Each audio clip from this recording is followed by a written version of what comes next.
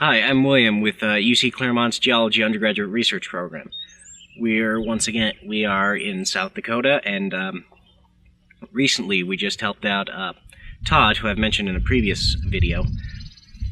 We decided to help out Todd a little bit around his lab, doing some of the various tasks like sandblasting, moving some of his equipment around, and getting some fossils ready together. I had the privilege to help get some pterosaur molds out of their mold, so to speak. Also trimming them down, making sure they were ready for propping up and displays was interesting, and also kind of very delicate work. I know he said that if something breaks we can glue it back on, but still, I've worked with models before. I try to be very careful with the parts, so that way they don't shatter on me.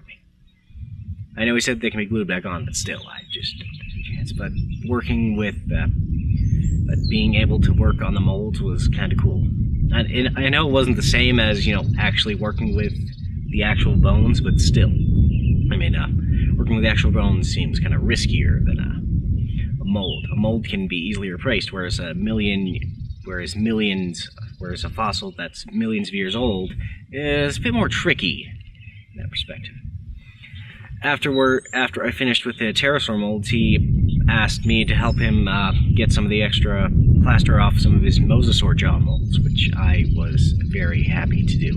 The mosasaur is my favorite group of marine reptiles, and working on those jaws was incredible.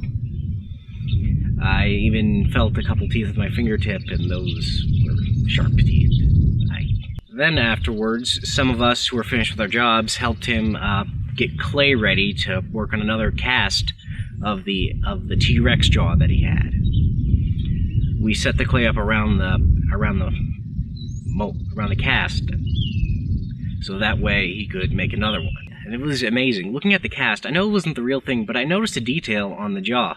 One of the teeth it had was kind of coming out, thus showing me that the T-Rex, before it died, recently lost that tooth, and another one was coming into its place.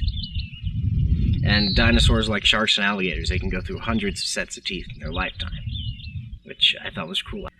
Some of the tiny details on that, it was almost like looking at the real thing, and I was happy to.